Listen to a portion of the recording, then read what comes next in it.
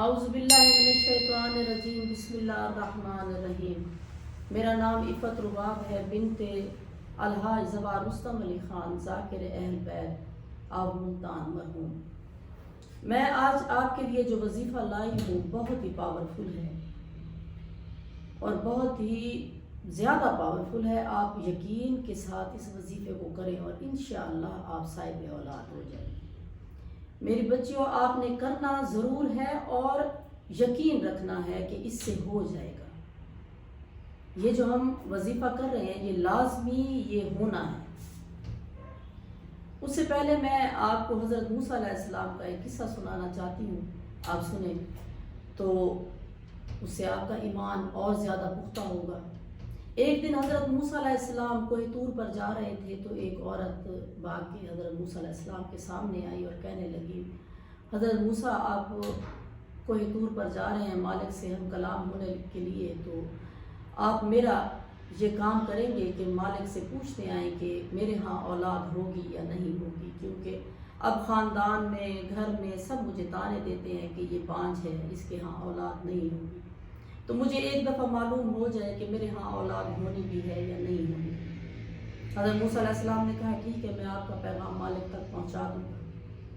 اس نے کہا میں یہی موجود ہوں، آپ کا انتظار کروں گی، جب آپ واپس آئیں گے تو آپ کا جواب لے کر پھر میں جاؤں گا۔ حضرت موسیٰ علیہ السلام کوہ طور پر پہنچے، جو مالک کے ساتھ وہ گفتگو کیا کرتے تھے انہوں نے کی۔ اس کے بعد حضرت موسیٰ علیہ السلام نے اس عورت کا پیغام حضرت مالک کو دیا کہ مالک جب میں آ رہا تھا تو ایک عورت انتظار میں کھڑی ہوئی تھی اور اس نے مجھے یہ پیغام دیا ہے کہ مالک سے پوچھتے آؤ کہ میرے ہاں اولاد ہوگی بھی یا نہیں ہوگی۔ مالک نے فرمایا کہ موسیٰ اس کو کہہ دینا کہ اس کے ہاں اولاد نہیں ہوگی، وہ بے اولاد ہی رہے گی پوری زندگی۔ حضرت موسیٰ علیہ السلام واپس آئے، اس نے آ کر اس عورت کو بتایا کہ مالک فرماتا ہے کہ تمہارے ہاں اولاد نہیں ہوگی، تمہارے مقدر میں اولاد ہے ہی نہیں۔ وہ عورت روتی ہوئی مایوس ہو کر گھر چلی گئی۔ کچھ دن گزرے تھے، کچھ ٹائم گزرا تھا، وہ عورت گزرنے لگی کسی راستے سے تو اسے ایک بزرگ نظر آیا۔ اس بزرگ سے اس نے کہا کہ میرے لیے دعا کرو کہ مجھے اولاد ہو جائے۔ تو اس بزرگ نے، اس درویش نے اللہ کی طرف دیکھا اور کہا کہ میرا مالک میری دعا کو مستجاب کر، اس عورت کو اولاد دے دے۔ تو اوپر ہاتھ پھیرا، دعا دی اس عورت کو، وہ عورت اپنے گھر چلی گئی۔ کچھ وقت گزرا، 5 مہینے 6 مہینے 7 مہینے گزرے ہوں گے کہ حضرت موسیٰ علیہ السلام کا اسی گاؤں سے گزر ہوا تو اس نے دیکھا وہ عورت پیٹ سے ہے۔ وہ بڑا حیران ہوا، مالک نے تو کہا تھا اس کے ہاں اولاد ہونی نہیں ہے، تو یہ تو پیٹ سے ہے، یہ کیسے ہو گیا؟ تو فوراً حضرت موسیٰ علیہ السلام کوہ طور پر پہنچے اور مالک کو کہا، مالک مجھے بڑا حیرت ہوئی ہے آج دیکھ کر، آپ نے جس عورت کا نہیں کہا تھا کہ اسے اولاد ہونی نہیں ہے، اس کے نصیب پہ ہی نہیں ہے، میں نے آج اس عورت کو دیکھا ہے کہ وہ پیٹ سے ہے، اس کے ہاں بچہ ہونے والا ہے۔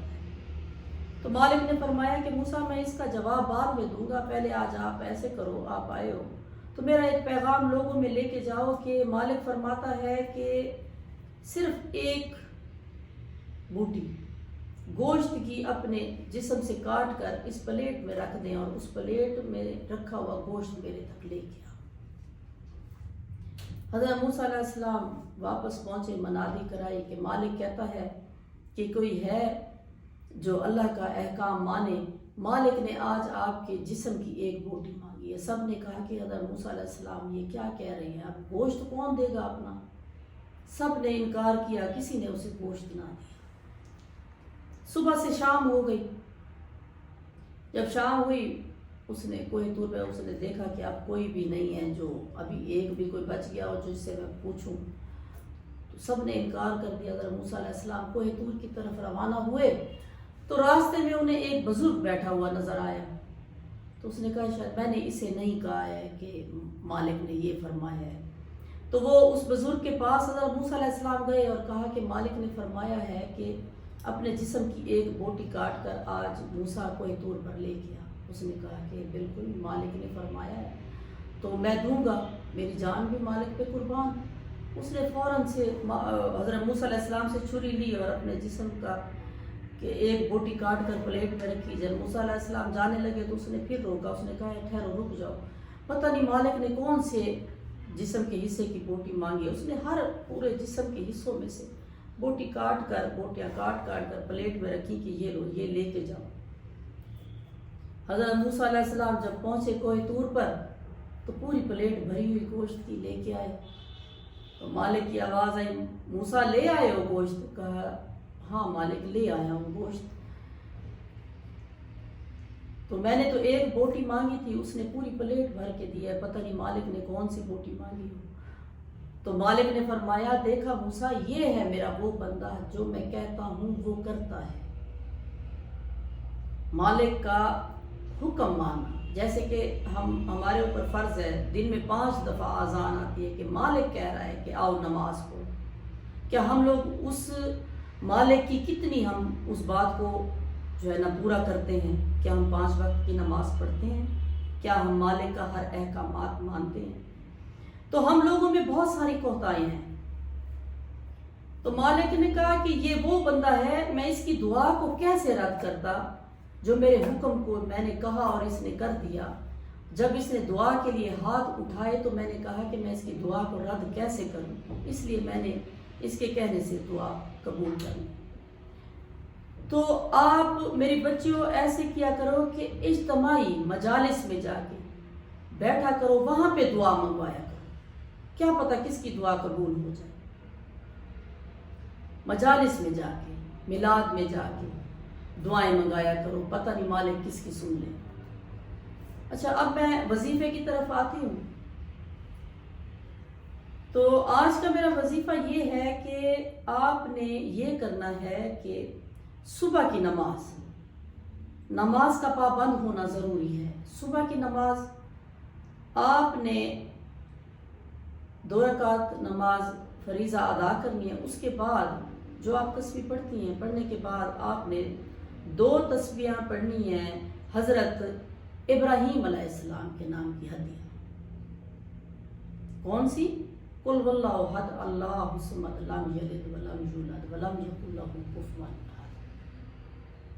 اور 2 تسبیحاں آپ نے پڑھنی ہیں حضرت زکریا علیہ السلام کی اور ہدیہ کرنی ہے۔ اس کے بعد آپ نے دعا مانگنی ہے کہ مالک جیسے آپ نے حضرت ابراہیم علیہ السلام کی سنی، جیسے آپ نے حضرت زکریا علیہ السلام کی سنی، ایسے میری بھی دعا قبول کریں۔ اور لازمی کہنا ہے کہ جس بزرگ کے وجہ سے اس عورت کو بچہ ہوا، مالک اس بزرگ کا بھی آپ کو واسطہ ہے، اس درویش کا بھی واسطہ ہے، کیونکہ ہم جب تک کوئی واسطہ، کوئی وسیلہ نہیں دیتے ہیں، پیغمبر پاک کا واسطہ دینا ہے، 12 امام ہیں ان کا واسطہ دینا ہے، اور درویش، اولیاء، اوصفیاء جتنے اس دنیا سے گزر گئے ہیں ان کا واسطہ ضرور دینا ہے۔ کیا پتہ مالک کس کے واسطے سے آپ کو صاحب اولاد کر دے۔